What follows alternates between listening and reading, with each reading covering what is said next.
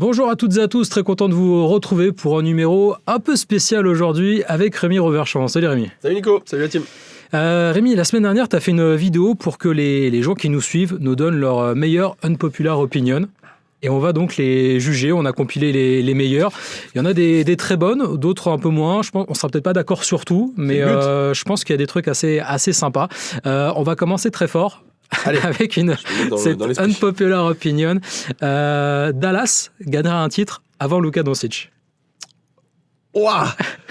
Ah ouais, je me suis pas mouillé la nuque là, j'étais pas prêt, je suis pris d'entrée de vidéo comme ça là. J'ai voulu commencer par une première take assez forte, assez puissante. Très bonne take. Et bah tu sais quoi, ça se réfléchit en vrai. Hein. Pourtant vous savez qu'il y a un amoureux des Lakers là en moi qui sommeille, mais qui est surtout en souffrance tant je vois cette équipe des Lakers qui est mal construite et je vois pas par quel chemin ils peuvent dans les 4-5 ans qui viennent gagner un titre. Bon, tu me diras Dallas non plus, mais vu les délais dont on parle. Ouais, je vois pas de scandale dans cette take en vrai, moi. Mais tu sais, avec ces dernières années, on a vu des équipes grimper très très vite les échelons. Ouais. Tu vois, les Pistons, OKC, les Spurs cette année. Bien sûr. Tu te dis, dans 5 ans, Dallas joue une finale NBA. C'est pas totalement improbable non plus. Pourquoi alors après, c'est mieux d'avoir Luka dans son équipe, normalement, pour le faire. Ouais, mais ils ont un bijou de l'autre côté qui est Cooper Flag et qui est amené à se polir au fil du temps. Ça va attirer du monde, ils peuvent drafter, ils peuvent recruter. Ils ont toujours Kyrie quand même qui est dans les parages, c'est pas rien.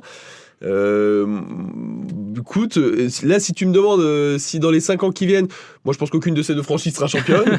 Je sais qu'avec les Lakers, il faut quand même toujours faire gaffe parce qu'ils sont capables, c'était de faire venir Giannis, j'en sais rien, de recruter. Donc on va quand même garder un peu les pieds sur terre là-dessus. Quand tu parles des Lakers, ça peut toujours recruter du lourd.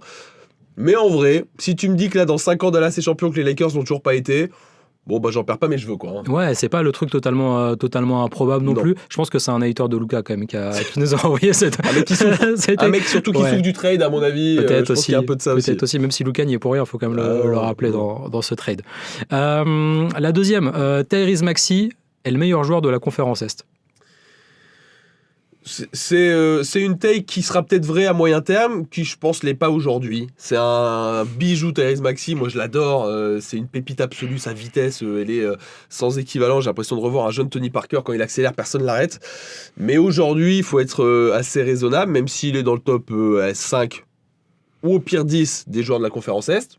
5 peut-être. Ouais, 5. Peut-être 5, ouais. Et c'est discutable.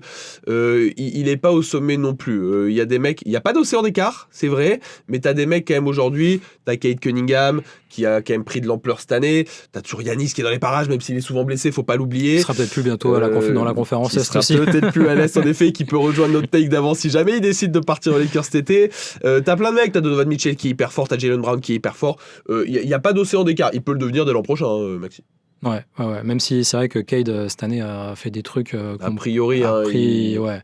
Taille patron Cade cette année, puis ils sont premiers à l'Est. La question, c'est est-ce qu'on voit potentiellement d'ici 6 mois, 1 an, Tyrese Maxey dans la course au MVP, quoi. En fait, c'est ça aussi. Le problème pour ça, c'est que tu as un classement qui est nécessaire, tu vois. Et aujourd'hui, les Sixers avec Embiid, qui malgré tout, même s'ils montrent de belles choses par moment, est plutôt sur la fin, c'est dur d'imaginer les Sixers de jouer le titre l'an prochain. Détroit joue le titre cette année et Cade est le leader de cette équipe, donc il est dans la course au MVP mécaniquement, quoi. Une que j'aime bien, la prochaine, ça concerne les playoffs. Le format des playoffs devrait être changé pour amener un peu plus de diversité. On devrait croiser Est et Ouest, c'est-à-dire que le premier de l'Est jouerait le 8e de l'Ouest, et ainsi de suite, sur toute la série des playoffs. Alors potentiellement, en finale, tu pourrais avoir 2 équipes de la même conférence, mais en tout cas, on devrait croiser Est et Ouest en playoffs. Je trouve que c'est une idée intéressante, qui verra certainement jamais le jour, en tout cas pas à court terme, mais je la trouve pas dénuée d'intérêt. C'est surtout une idée que j'avais jamais entendue. Autant j'ai entendu plein de fois le fait d'enlever totalement ce qu'on appelle le seeding, c'est-à-dire que tu prends les 16 meilleures équipes de NBA et tu les fais se jouer en play-off, le 1 contre le 16, le 2 contre le 15, etc., sans regard vers la conférence. Ça, je l'ai entendu plein de fois. Autant cette idée-là, je l'ai jamais entendue. C'est marrant, l'idée de croiser comme ça. Je vois pas trop pourquoi, en vrai, on ferait ça, parce que quel est le sens derrière tout ça. Mais ça crée des soucis logistiques aussi, parce que mine de rien, la NBA essaye aussi géographiquement de réduire les déplacements, de plein de choses comme ça. L'idée est sympa, je vois pas trop l'intérêt concret derrière ce truc-là, si ce n'est d'espérer, comme tout le monde le dit, que l'Ouest est soi-disant plus fort que l'Est, ce qui est discutable vu les top équipes à l'Est cette année, mais de faire prendre un risque aux top équipes de l'Est, tu vois, si... je sais pas, Cleveland finit 2-3e et va se retrouver à affronter le 6e, 7e de la conférence Ouest, qui peuvent être, j'en sais rien, les Houston Rockets, les Lakers, voilà, leur faire prendre un risque. Je suis plus partisan de l'idée d'enlever les conférences Est-Ouest et de prendre les 16 meilleures équipes que cette idée-là. Ouais, et puis c'est vrai qu'au niveau de la logistique et des déplacements, si tu veux faire ça et autant tout mélanger d'un coup et comme ça là tu fais les déplacements que tu veux effectivement. Sportivement ça aurait plus de sens. Pourquoi en fait obliger le premier de l'Est à jouer le 8e de l'Ouest, Ça serait pas un cadeau forcément pour le premier de l'Est. C'est ce que je te dis, ouais, tu vois, il y a un petit risque. Non, je comprends pas trop le sens sportif de ça. Il faut réduire les séries de playoffs à un match comme en NCAA. Ou en NFL. Ou en NFL, bien sûr. Ah bah ce serait sexy de voir à la vie à la mort sur un match. Après il y a un truc qu'il faut comprendre, c'est vrai que les gens ça qui sont peut-être nouveaux dans la famille NBA Extra découvrent un peu ça, c'est que c'est l'ADN de la NBA ces séries de playoffs. C'est un truc qui fait partie du basket. Dans le basket en général, alors la NCAA est un monde à part, dans le basket en général tu joues des séries en play-off. En France, on le fait désormais aussi. L'Euroleague le fait également, sauf pour le Final Four, mais les quarts de finale sont en série. Quand tu es dans le basket, c'est comme ça. Il y a une saison régulière et puis des play-offs qui se passent en série. Ça fait partie de notre monde à nous. Et puis moi, j'aime bien ça parce que c'est un filtre où il n'y a pas de... on peut aimer ou pas aimer, tu vois, en NFL, c'est fantastique. Sur un match, tu peux sortir une équipe et c'est génial. Mais il y a une réalité sportive quand tu joues une série au meilleur des 7 matchs qui, en général, existe, quoi. Oui, et puis physiquement, la NFL, tu pourrais pas jouer des séries, c'est tellement dur, c'est tellement long, c'est tellement dur physiquement, il y a risque de blessure, tu peux pas. Je pense que ça peut être une idée de peut-être réduire le nombre de matchs sur le premier tour des playoffs. Revenir au meilleur des 5. Exactement, comme on faisait peut-être avant, parce qu'il y a des séries de playoffs sur les premiers tours qui paraissent un peu longues, parfois avec des écarts de niveau entre typiquement le premier, le 8e ou le 2e, le 7e, même si parfois il y a des surprises. Sur la suite des playoffs, je pense que rester au meilleur des 7 à partir des demi-finales de conférence, c'est obligatoire. Ça s'entend. Et puis après, on va pas se mentir, on sait très bien que la raison pour laquelle on est passé de 5 à 7 matchs, je sais plus quand, il y avait une vingtaine d'années maintenant, au premier tour, c'est une histoire business aussi, plus de matchs diffusés, plus de sponsoring, plus de billetterie, plus de tout ce que vous voulez. C'est le fameux débat des 82 matchs en saison. La NBA, non, ne réduira pas ce chiffre-là, ce nombre-là, pour des raisons purement marketing, télé, contrat, business, etc. Con Knuppel doit être, sans débat possible, le rookie de l'année. Sans débat possible, c'est un peu dur, mais à l'instant T, pour moi, il l'est. Ah ouais, pour toi, il l'est, devant Cooper Flagg. Je trouve que Cooper Flagg a manqué beaucoup de matchs. Il y est pour rien, le pauvre, mais c'est la réalité. Il y a des bas sportifs, il y a des légèrement meilleurs stats pour Cooper Flagg, il y a un leadership tellement fort de Con Knuppel. Moi j'ai eu la chance d'être à Charlotte là, pendant une semaine et de voir 2 de ses matchs en live, de le voir s'échauffer, de le voir se préparer et tout. Je trouve que ce mec c'est un leader né et un leader par l'exemple plus que par la parole, et moi j'aime beaucoup ce genre de mec. Je suis persuadé que dans 3, 4, 5 ans c'est le visage de cette franchise, ce sera plus la Melo Ball, ce sera Con Knuppel. Je suis fan absolu du garçon.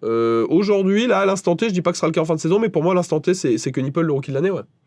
Ouais, ça s'entend carrément. Après, en fait, les rôles sont tellement différents dans les deux équipes que c'est très difficile de comparer. Alors, c'est souvent le cas de toute façon entre les rookies, mais il y en a un qui a entre guillemets les pleins pouvoirs et l'autre qui, certes, est le meilleur joueur de Charlotte, mais qui joue aussi aux côtés de la Melo Ball, même s'il a raté pas mal de matchs, de Brandon Miller, puis il gagne des matchs, Charlotte. Ils sont à l'équilibre aujourd'hui. Quel meilleur effectif entre Con Knuppel et Cooper Flagg. Si avant la saison on nous avait dit que Charlotte aurait un meilleur bilan que les Mavs, on l'aurait pas trop cru. Alors il y a plein de blessés à Dallas, je sais, mais quand même c'est notable la prise de niveau et de dimension des Hornets, et je pense que Knuppel il est pas étranger, quoi.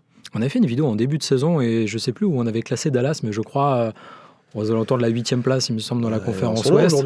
Ils en sont loin et on n'avait pas prévu tout ça, même si on s'était dit qu'avec Anthony Davis, il y avait pas mal d'incertitudes déjà avant le lancement de la saison.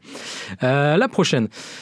Jalen Brunson est le joueur le plus sous-coté de la Ligue. Alors, sous-coté de la Ligue, j'imagine, parmi les stars, parce qu'il y a d'autres joueurs qui sont peut-être encore plus sous-cotés que Jalen Brunson. Je trouve que c'est une bonne unpopular opinion. En tout cas, ça vient sûrement d'un fan de New York. C'est un certain Jacques M qui nous a envoyé cette question. Moi, alors j'adore Jalen Brunson, qu'il n'est pas le star power qui pourrait être le sien, c'est vrai, c'est ce qu'on appelle un anti-héros, une anti-star si tu veux, parce qu'il n'est pas médiatique, il n'est pas, tu vois, c'est pas Anthony Edwards, quoi. Ouais, mais pourquoi justement il n'est pas médiatique? Parce qu'il joue dans une des franchises les plus médiatiques de l'NBA. On peut se poser la question aussi. C'est sa personnalité qui veut ça. Lui, il n'est pas flambant, tu vois, il n'est pas en train d'hurler sur tout le monde. Il a son petit sens de l'humour qui est marrant, qui est un peu froid, que j'aime bien, moi. Mais je vois pas trop en quoi il est sous-coté en vrai. Il est All-Star très largement, borderline 5 de départ, même All-Star à chaque fois. Il est dans les All-NBA Team régulièrement. Il emmène son équipe en playoff, il est bon, tout le monde le sait. Il est devenu le visage des Knicks. Est-ce qu'il est sous-coté vraiment, Bronson ? On sait que c'est le... Ouais, je dirais que depuis un an, un ou 2 ans, on a vraiment compris que c'était un des patrons de la conférence Est. Et d'ailleurs, dans le top 5 dont on parlait avec Maxi, on place il est pas loin aussi, Brown, Giannis, Maxi, et le 5e, ce serait peut-être Tatum. Et Cade, ouais, putain, c'est pour ça que le top 5, il est pas évident. Le top 5, tu peux être 6e, quoi. Ouais. Mais je suis pas sûr que je sois sous-côté, Bronson. En plus, là, ça discute de son prochain contrat avec les Knicks. Il a déjà fait savoir, lui, qu'il aimerait bien cette fois prendre le max, contrairement à la dernière fois. Et c'est l'exemple typique du mec qui mérite de prendre un contrat max de toute façon. Sans ses blessures, Kawhi serait considéré comme l'un des GOAT de son sport. Ça, c'est vrai. Alors, je sais que c'est terrible à entendre pour les gens qui sont peut-être pas au quotidien dans le basket, qui vont dire mais qu'est-ce que vous racontez et tout. Mais la réalité, c'est que Kawhi Prime, c'est exceptionnel. Kawhi Prime, c'est Jacques qui disait ça pendant les finales 2019 à Toronto, c'est ce qui se rapproche le plus de Michael Jordan. Et pourtant, moi, encore une fois, je suis amoureux de Kobe et j'avais envie de croire que ce qui se rapprochait le plus de Michael Jordan, c'était Kobe à l'époque. Mais la réalité, c'est qu'en termes d'efficacité, finale NBA 2019, Toronto qui bat les Warriors, alors dans un contexte avec des blessures et tout, mais c'est un Kawhi Prime à un niveau surnaturel. Le mec est une machine de puissance, de mid-range, de drive, capable de faire gagner une équipe. Et des deux côtés du terrain, en fait, il est monstrueux. Et ce qui est assez rare, finalement, au très haut niveau. Voilà, ce qui était Michael Jordan et ce qu'on n'a pas revu, parce qu'on n'a pas souvent vu depuis Jordan, en fait, aussi bon fort, bien sûr. Sur des deux côtés du terrain. Ouais, j'ai rarement vu une campagne de playoff aussi forte que celle de Kawhi 2019. Sur les finales, tu as Dwayne Wade aussi en 2006, sur le très très très haut du panier. Mais un poil moins défenseur que Kawhi. Voilà, c'est ça. Non, vraiment. Alors, pour les plus jeunes là, qui débarquent un peu en NBA, qui voient Kawhi ici et là et qui le voient bon, mais qui le voient surtout blessé, etc., je comprends qu'on se dise, les gars, vous êtes gentils, mais il a gagné 2 titres. Oui, mais Kawhi Prime, c'était phénoménal, vraiment. Ouais, puis il a 2 titres, il a les MVP des finales, il est défenseur de l'année, c'est un palmarès de fou. Ouais, ça se défend. En tout cas, il aurait eu sa place, je pense, dans les top 10, top 15 all-time qu'on fait. S'il fait 15 ans de carrière sans trop de blessures, en tout cas, oui, il est dans les top 10 joueurs de l'histoire NBA sans problème. Celle-là, elle est sympa. Jaylen Brown doit devenir le franchise player de Boston, même après le retour de Tatum, c'est-à-dire l'option numéro 1. Tatum qui devrait revenir dans la nuit de vendredi à samedi contre Dallas, d'ailleurs, justement. C'est ce qui commence à être annoncé là depuis 24-48 heures. Ça bruisse. Et d'ailleurs, les Celtics seront sur Bein dimanche soir face à Cleveland. Super affiche. Donc on espère que Tatum sera là. S'il joue pas celui de Dallas, il joue peut-être ensuite Cleveland. Ouais. J'en sais rien, putain, ce débat, ça fait 5 ans qu'on l'a, Brown, Tatum, Brown, on en trade un, on trade qui, ils ont gagné avec les deux, mais c'était Brown qui était MVP, mais ça aurait peut-être dû être Tatum, mais maintenant qu'il est blessé, c'est Brown qui est fort, qui est candidat MVP, oh là là, moi j'adore Jaylen Brown, j'ai eu la chance de l'interviewer 2 fois, en plus, super mec, intelligent, les épaules, tu vois, solides, mec profond, qui a un but, tu vois, dans la NBA, c'est pas... Je sais que c'est pas le cas de tout le monde dans NBA. Ça, c'est vrai. Je sais pas, putain, j'en sais rien. Moi, j'ai l'impression que c'est un faux débat. On s'est longtemps posé cette question. Est-ce que on doit trader l'un des deux pour que Boston aille chercher un big man à la place, ceci, ou un meneur, j'en sais rien.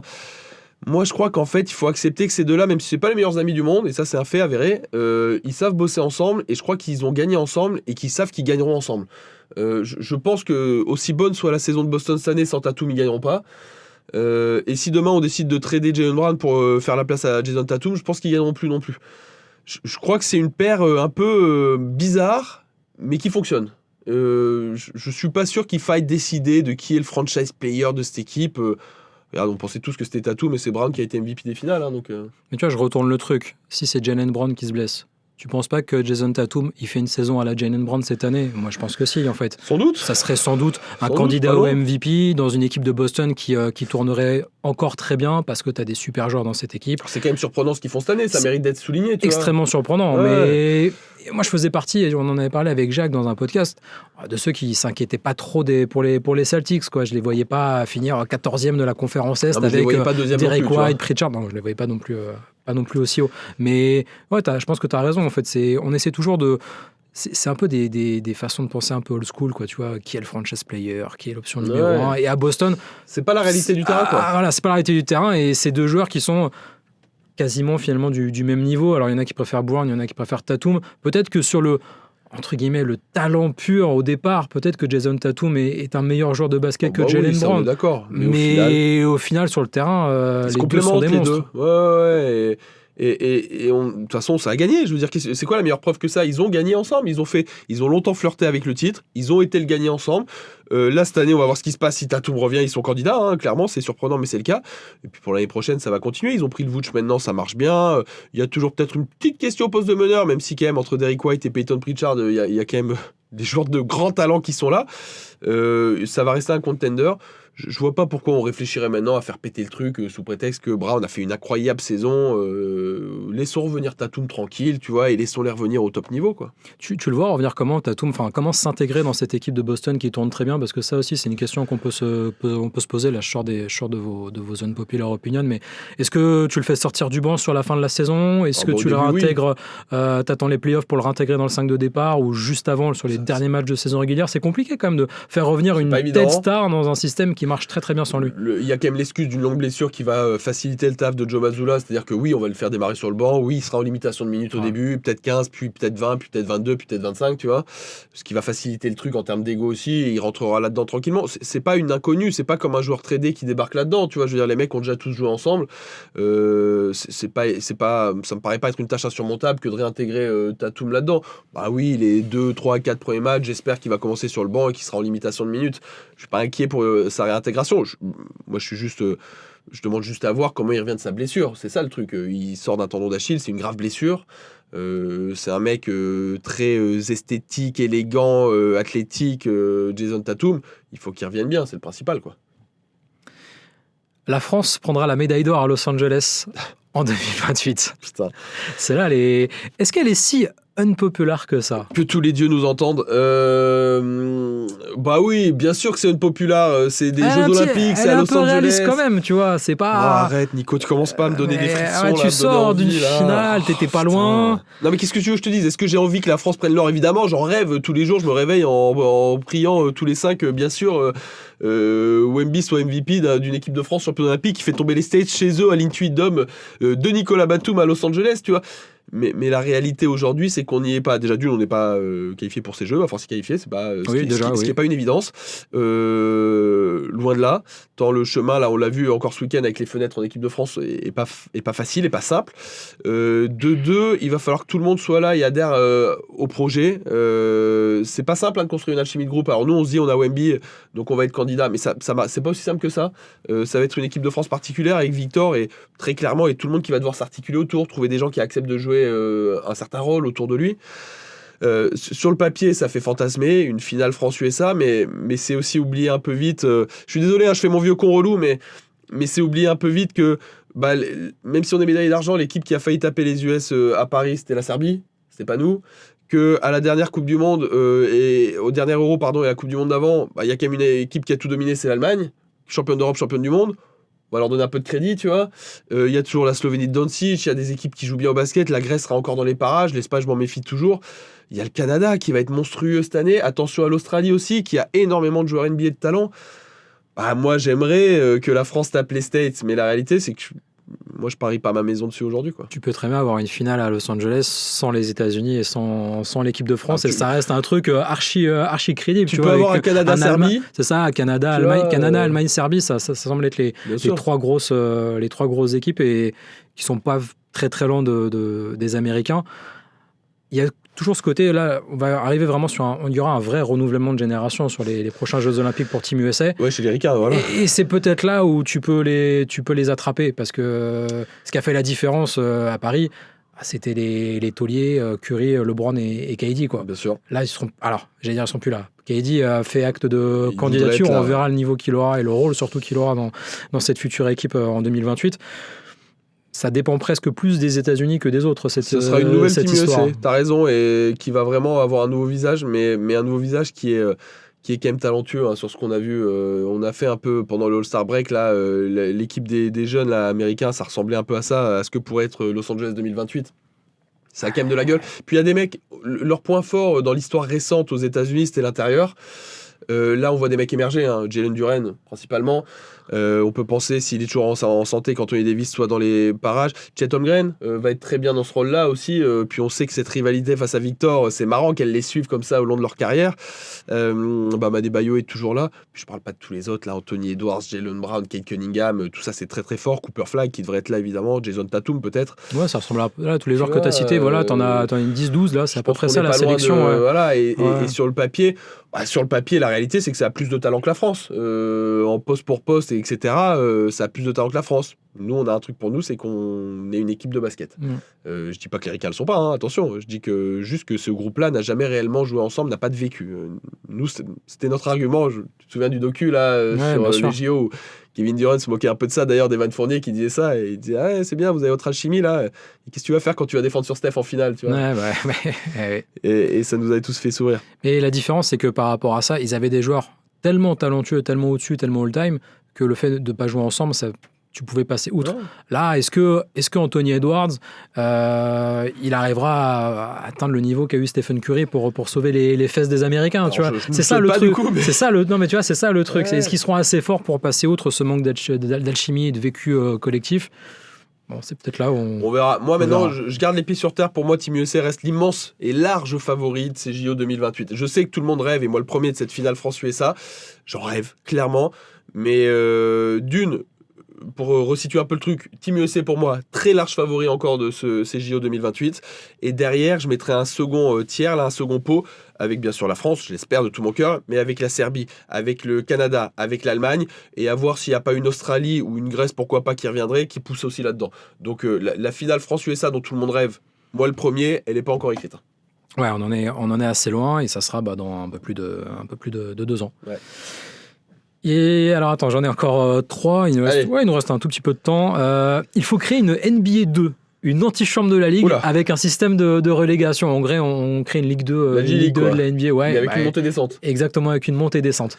Alors, ça, moi, c'est une idée qui nous fait marrer, nous, parce que c'est notre culture d'avoir cette culture de montée-descente. C'est un choc. J'essaye d'expliquer ça souvent. Moi, j'ai donné des cours longtemps en école de journalisme, mais j'essaie d'expliquer ça aux gamins parce qu'ils comprenaient pas cette idée. Tout le monde se dit, mais pourquoi ils font pas ça en NBA? Ça réglerait plein de trucs. Quand les Wizards, ils sont nuls plein d'années, ils descendent. Tu rajoutes le FC Metz et la Saint-Etienne, tu vois. Voilà, et comme ça, ils font des montées-descentes. Voilà, t'en as déjà 2 qui peuvent faire des descentes. Le problème, c'est que c'est une histoire culturelle qui est liée au business du sport. Les Ricains, encore une fois, sont à 100% sur du sport business. Nous, on est en train d'y arriver, mais on n'y est pas totalement. Et surtout, dans la tête, le switch n'a pas été effectué. Aujourd'hui, une ligue fermée te pérennise l'avenir de ta ligue.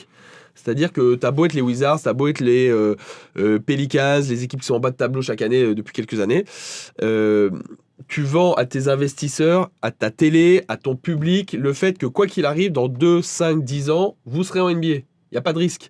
Aujourd'hui, en France, on est dans un système différent. On est en train d'arriver vers le tout business, mais on a gardé cet esprit où on a envie, on aime, on est attaché à ce système culturel de montée-descente. Et je le comprends, hein, moi aussi, ça me plaît. C'est cool de voir une montée, c'est terrible de voir une descente, mais ça donne de l'enjeu, du frisson.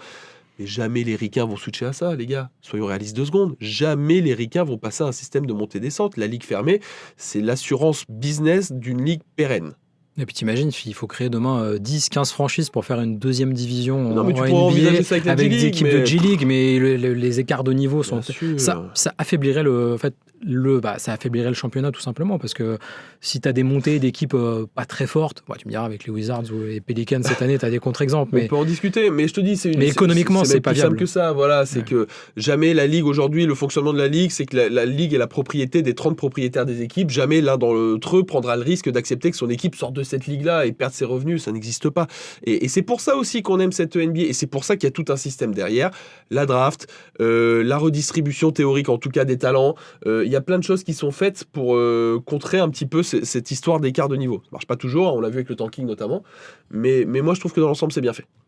On termine par j'en ai 2 à la rapide pour terminer. Rémi Reverchon a sa place dans le 5 des Nets. Bah, évidemment. Pourquoi pas? Bah, tant qu'on l'a pas vu, on peut pas savoir. Évidemment, Ouais. poste 4, là, shooter au large un petit peu, prend des rebonds, met des coudes. Un stretch ouais. force, ça sert toujours en NBA aujourd'hui, donc Je pourquoi suis pas? dispo d'ailleurs pour. Je me signale auprès de Sean Marks et compagnie, là, le staff des Brooklyn Il Nets. reste 20 matchs, pourquoi? Pour prouver que tu peux rester en NBA. Vous Ouais. m'appelez, voilà, etc. Je suis dispo pour la fin de saison. Ouais, ou en G-League, même, il a du temps. Non, NBA direct. NBA. Et alors, la dernière, je l'ai pas vu, mais je pense qu'il l'a déjà fait quand même. Jacques Monclar n'a jamais dunké dans sa vie. Oh si, je Il a pense. dû en claquer un bah ou deux si, quand même, bien sûr. ouais. Attends, tu me mets le doute. J'ai jamais parlé de ça avec Jaco. C'était plus un passeur, Ah oui. shooter aussi beaucoup. Il a mis des points, Jaco. Il a été scoreur, hein, le coach. Mais si, il a dû dunker, bien sûr. Il Faut fait lui ma demander. taille. Un mec d'1m94 qui dunke pas, à part Laurent Serra, j'en connais pas beaucoup. Hein, donc, non, il a dû mettre 2-3 dunks, mon Jaco, c'est sûr. Mais est-ce qu'on a des vidéos pour confirmer ça? J'irai fouiller. Faut- Faites le travail un peu, Ouais, vous, là. cherchez et envoyez-nous ça, on Exactement. vérifiera. Eh ben, écoute, c'est terminé. Merci beaucoup, Rémi, plaisir. pour Vous avez été très ta bon. dispo. Sur les takes. Ouais, moi je m'attendais à peut-être un truc sur la draft aussi. Tu as une idée un peu saugrenue pour redynamiser un peu la Ça. draft. Peut-être pour une prochaine, on fera peut-être ça d'ici la fin de la saison. N'hésitez pas. Avec plaisir, on est là. Bonne émission, Rémi, parce que là t'enchaînes avec NBA Extra. Bah oui, il va être l'heure, là. 12h45, NBA Extra. Allez, 12h45. Ciao tout le monde et à demain pour un podcast avec Chris Singleton. Ciao.